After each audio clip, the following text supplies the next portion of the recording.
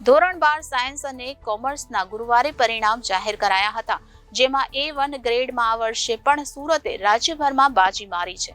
આ વર્ષે અમદાવાદ, વડોદરા અને રાજકોટ મળીને જેટલા વિદ્યાર્થીઓ A1 માં આવ્યા છે તેનો સરવાળો કરીએ તો પણ સુરતના વિદ્યાર્થીઓ વધી જાય છે।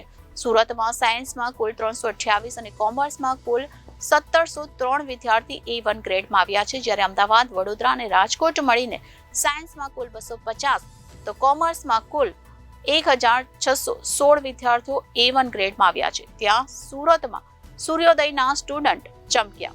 યોગી ચોક વિસ્તારમાં આવેલી સૂર્યોદય એજ્યુકેશનના 12 વિદ્યાર્થીઓને A1 ગ્રેડ પ્રાપ્ત થયો છે।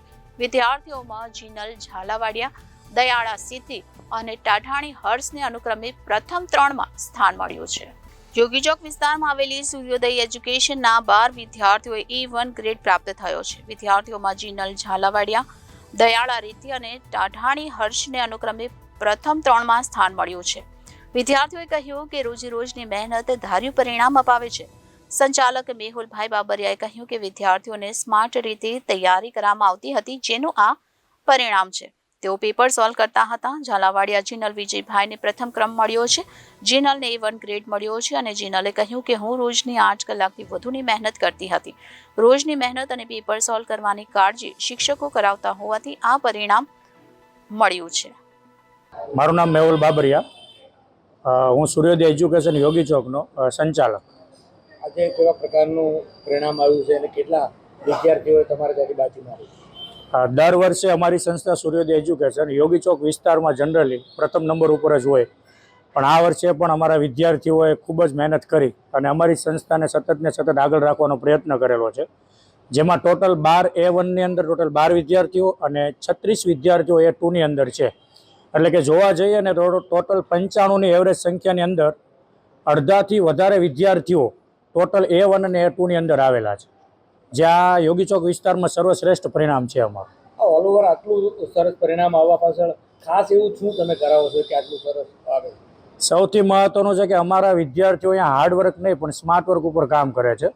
અને મોદી સાહેબનું જે સપનું છે કે સ્કિલ ઇન્ડિયા, તો અમારી સંસ્થામાં બાળકોને એજ્યુકેશનની સાથે ઘણા બધી પ્રકારની સ્કિલ પણ આપવામાં આવે છે, જેથી બાળકોને માત્ર ને માત્ર ટકા માટે નહીં પણ ભવિષ્યમાં આવનારા ભવિષ્યની અંદર ટકી શકે એવું એજ્યુકેશન અમે આપવામાં આવે છે, જેના કારણે સ્માર્ટ વર્ક સાથે વિદ્યાર્થીઓ એની અંદર પ્રાપ્ત થયા છે, જે અમારા માટે ગર્વની વાત છે।